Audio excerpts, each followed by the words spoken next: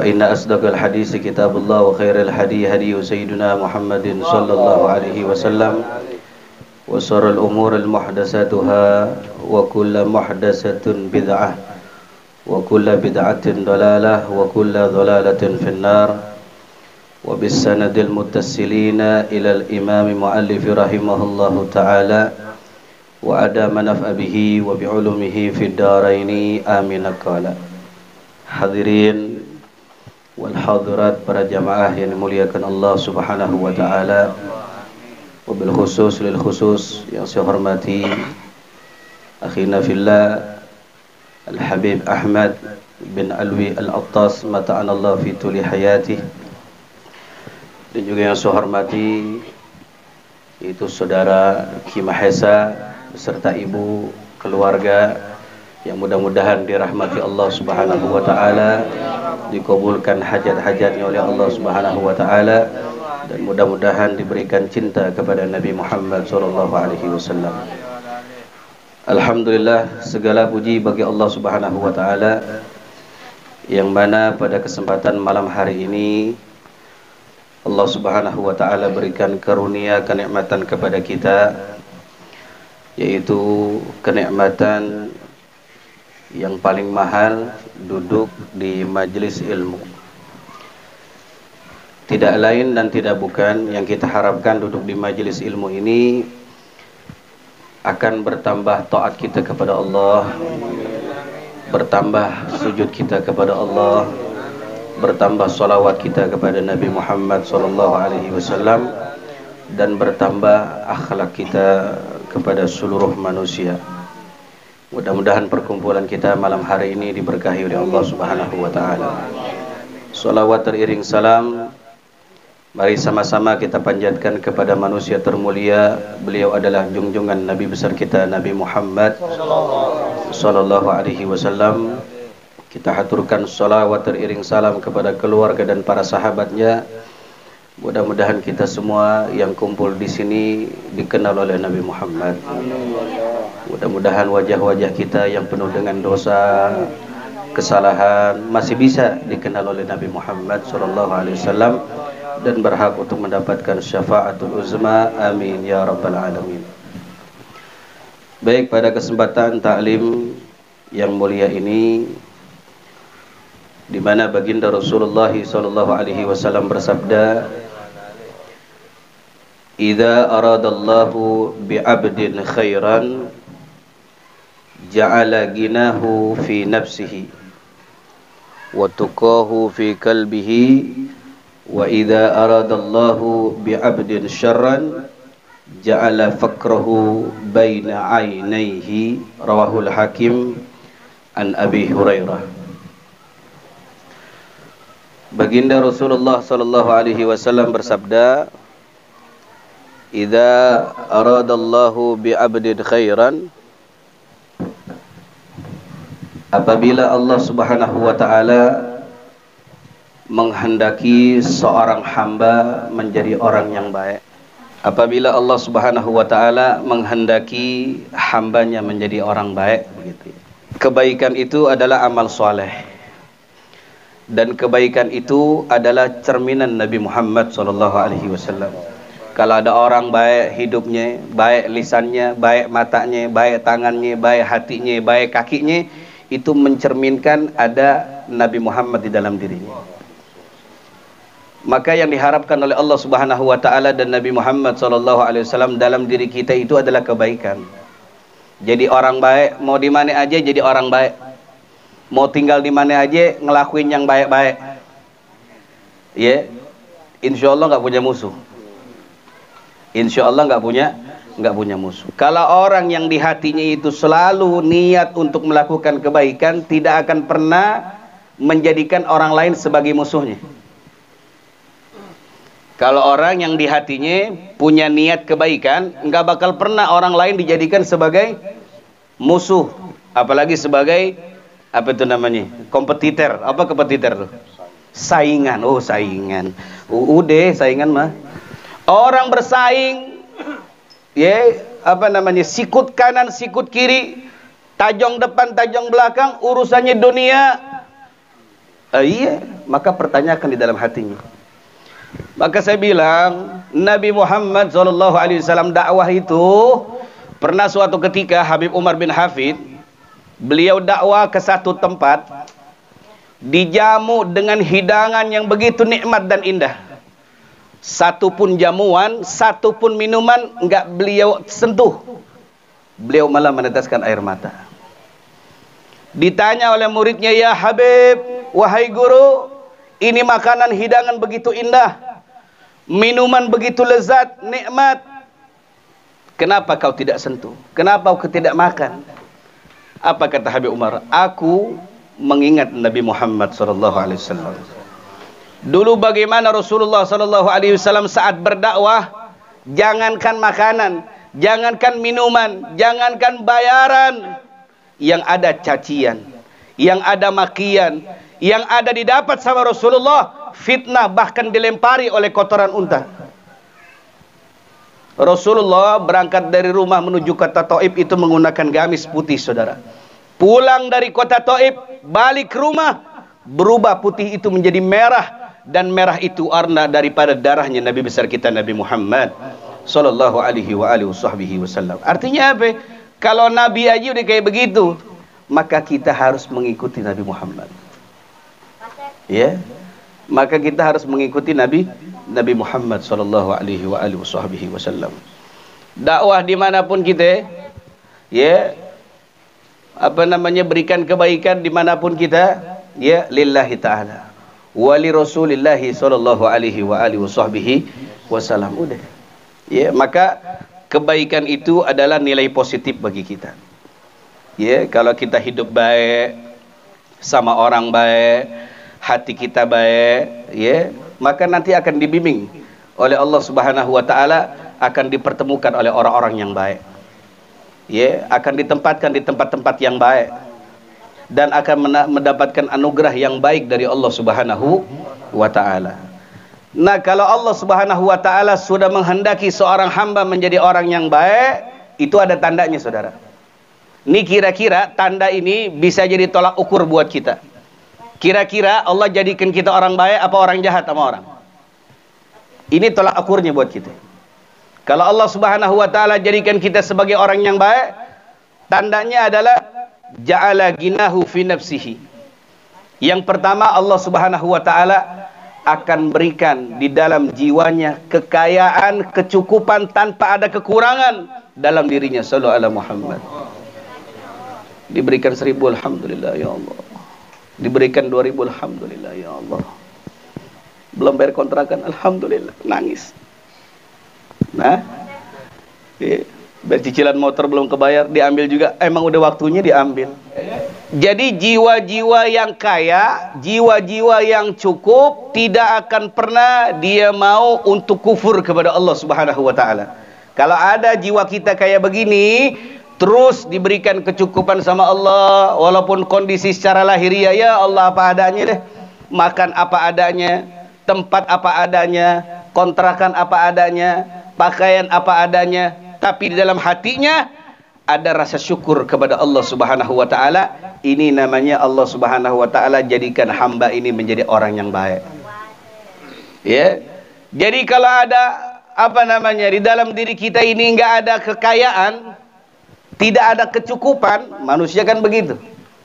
Ya, innal insana khuliqa halua. Sesungguhnya manusia itu diciptakan dalam keadaan yang tidak akan pernah puas.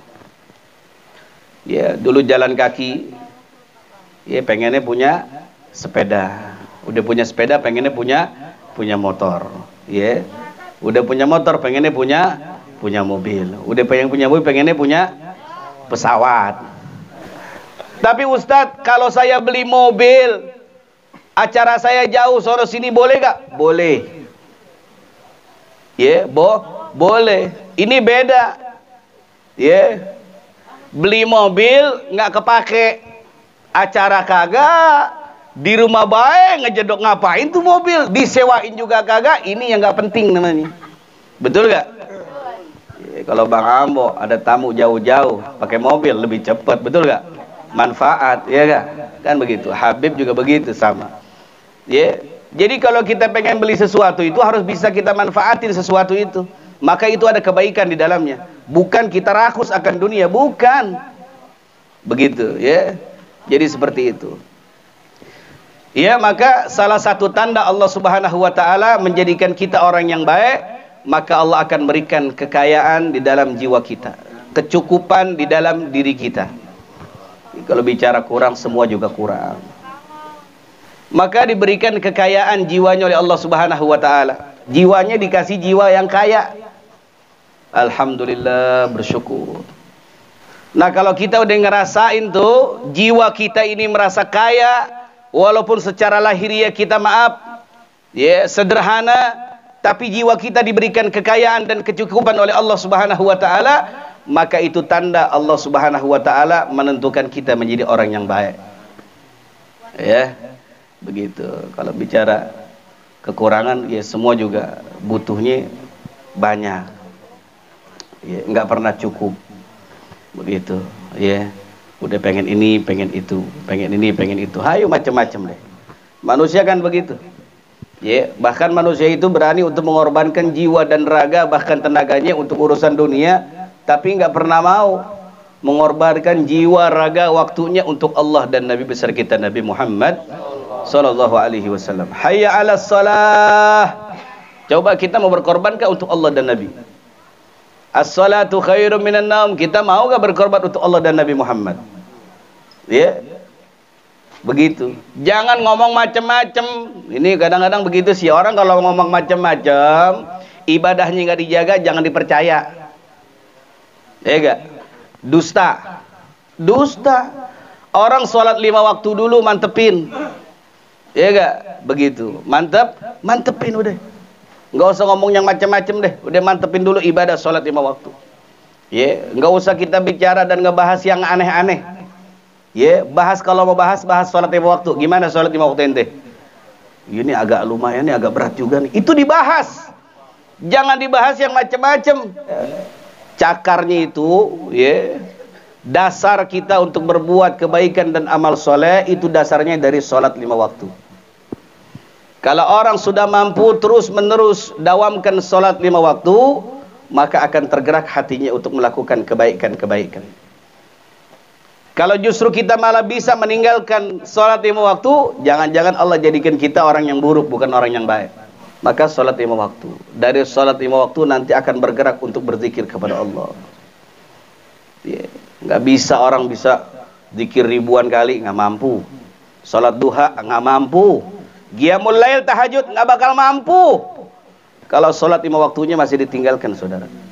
Itu sudah jaminan. Patokannya begitu.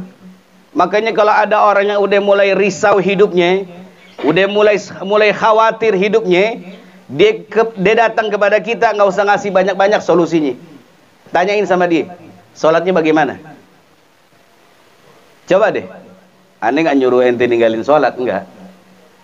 Coba sekali-kali ente rasain, kalau ente lagi ninggalin sholat, kira-kira bagaimana keadaan hati kita? Satu waktu aja ninggalin sholat, oh udah runyem, udah runyem. Yang nggak salah bisa ikut-ikutan salah. Orang nggak salah bisa dibawa-bawa sama dia, kenapa? Udah runyem hidupnya. Hatinya udah mulai kacau balau. Orang yang udah mulai ninggalin sholat 5 waktu, udah kacau balau. Kalau itu 1 waktu, kalau 2 waktu, 3 waktu, 4 waktu, 5 waktu, setan aja geling ngedeketinnya. Apalagi malaikat. Maka ayo, ya, dari sholat 5 waktu itu nanti akan ada tumbuh rasa syukur kita kepada Allah Subhanahu wa ta'ala. Saya mah sabar, saya mah yakin, saya mah tawakal, tapi nggak sholat, bohong. Iya, sebab dari sholat 5 waktu itu buahnya sabar. Jadi sabar nggak perlu dipelajari, saudara. Sabar itu buah. Ustadz, Kiai, Habib, saya pengen jadi orang sabar. Bagaimana kiat-kiatnya? Gampang, sholat 5 waktu. Ustadz, Kiai, Habib, saya pengen jadi orang yang yakin kepada Allah. Bagaimana solusinya? Gampang, sholat 5 waktu. Ustadz, Kiai, Habib, saya pengen hidup saya nggak galau, hati saya nggak runyem. Bagaimana solusinya? Gampang, sholat 5 waktu. Jadi sholat 5 waktu semuanya begitu. Ya. Jadi begitu ya. Jadi salah satu tanda Allah Subhanahu wa taala menjadikan kita sebagai hamba-hambanya yang baik. Kalau Allah pengen menentukan kita jadi orang yang baik, salah satunya Allah Subhanahu wa taala akan berikan kecukupan, kekayaan di dalam hati kita, tidak akan pernah merasakan kekurangan. Selalu syukur, syukur dan syukur kepada Allah Subhanahu wa taala. Lalu yang kedua, wa tuqahu fi qalbi, akan berikan rasa takut di dalam hatinya untuk melakukan hal-hal kemaksiatan kepada Allah Subhanahu wa taala. Kalau kita makin berani melakukan kemaksiatan, makin berani melakukan sengaja-ngaja dosa kepada Allah Subhanahu wa taala, itu tanda Allah Subhanahu wa taala enggak pengen jadikan kita orang yang baik. Iya. Tapi kalau kita pengen melakukan dosa kemaksiatan, udah ya Allah, gue takut sama Allah. Itu tanda tuh kalau Allah Subhanahu wa taala sedang menjadikan dia orang yang baik. Takut dia. Ya. Mau berbuat dosa, ya Allah takut. Kan ada orang yang berbuat dosa enggak disengaja dan disengaja. Fi sirri wal alaniyah. Ya, ini mah yang disengaja benar-benar diniatin. Ya, diniatin banget dia berbuat dosa. Ah, ini udah parah. Beda dengan sama orang yang enggak sengaja. Yang namanya manusia mahalul khata wal nisyan. Tempatnya salah, dosa, khilaf, itu manusia. Kalau dia berbuat dosa tanpa niatan, biasa.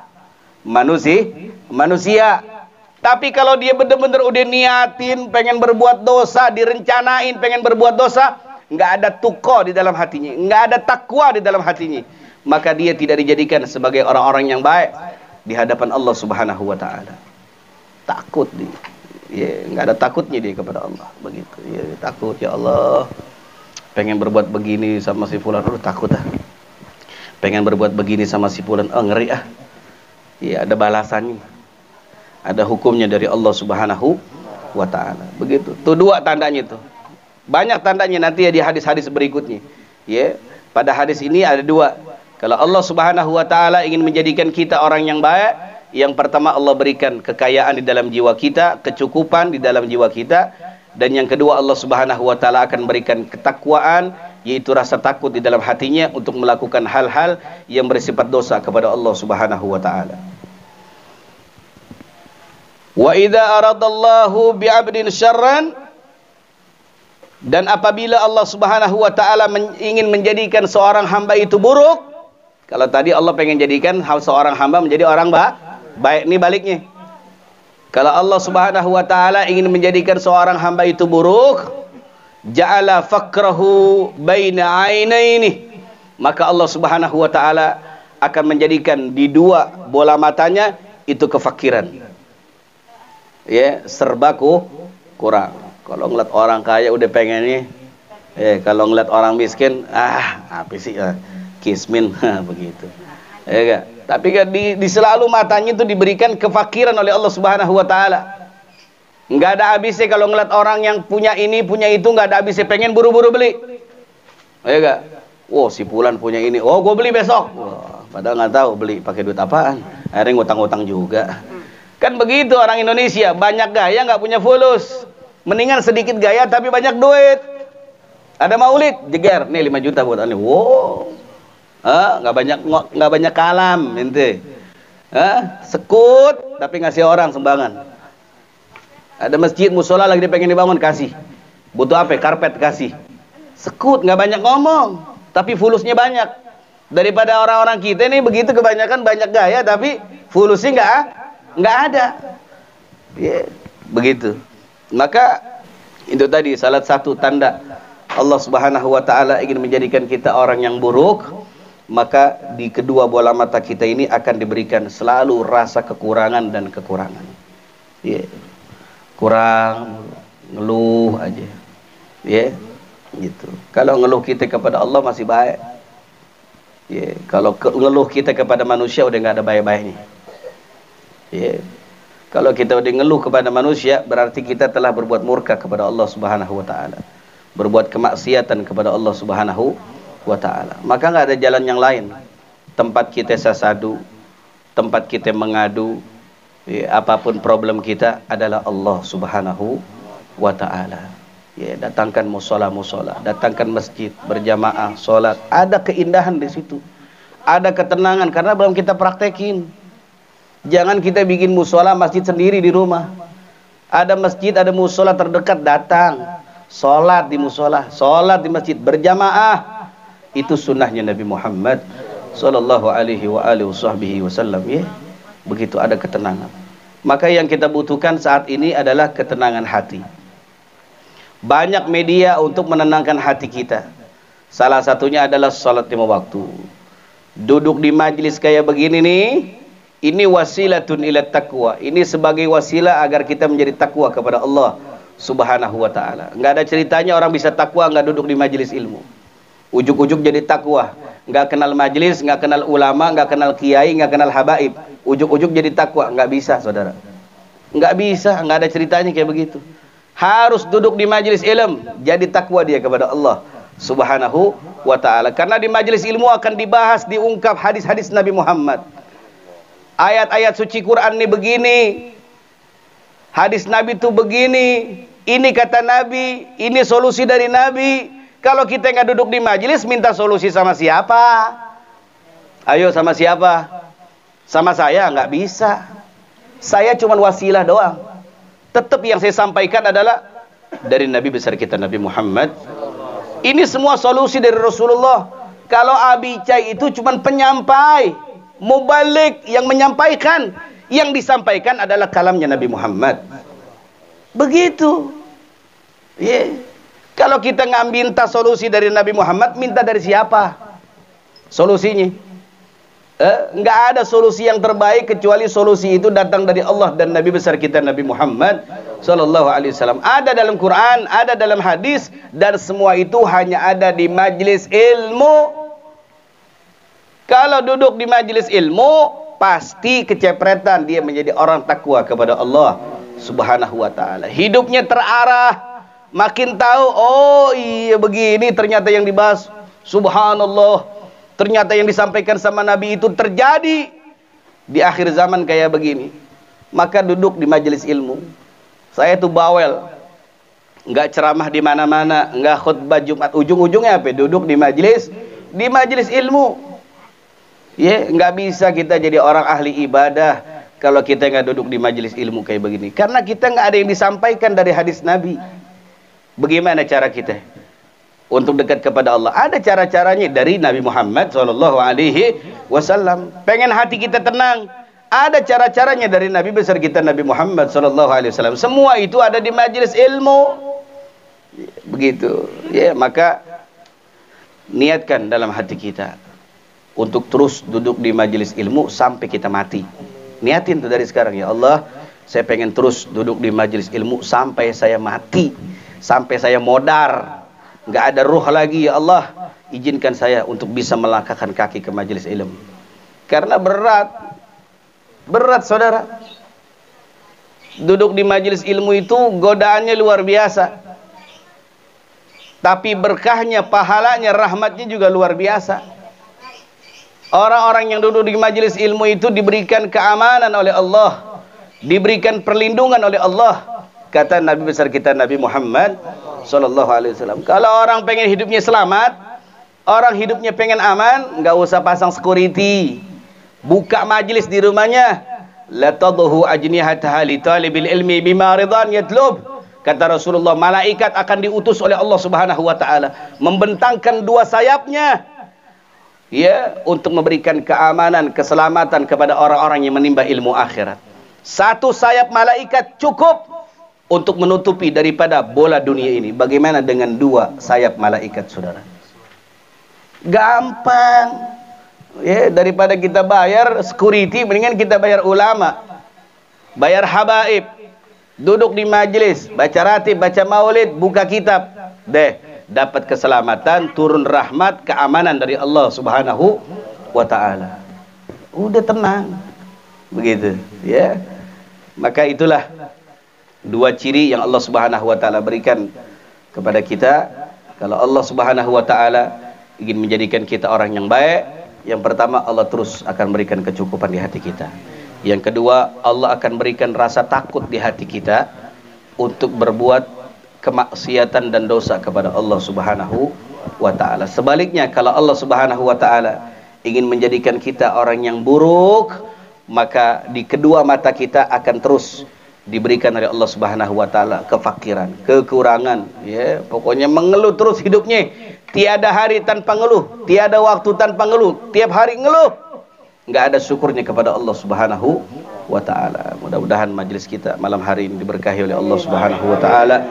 Mudah-mudahan Allah Subhanahu wa taala berikan ilmu yang bermanfaat buat kita semua, dan mudah-mudahan Allah berikan kemampuan buat kita untuk bisa mengamalkan apa yang kita dengarkan, apa yang saya sampaikan juga, dan mudah-mudahan doa-doa kita diijabah oleh Allah Subhanahu wa taala. Mudah-mudahan ulama-ulama kita, para habaib, para kiai diberikan kemenangan oleh Allah Subhanahu wa taala. Dan mudah-mudahan bangsa dan negara kita diberikan rahmat Allah, diberikan keselamatan, kedamaian dari Allah Subhanahu wa taala. Ala hadhihi niyyah wa likulli niyatin salihah wa ila hadratin nabi sayyidina Muhammadin sallallahu alaihi wasallam. Al-Fatihah.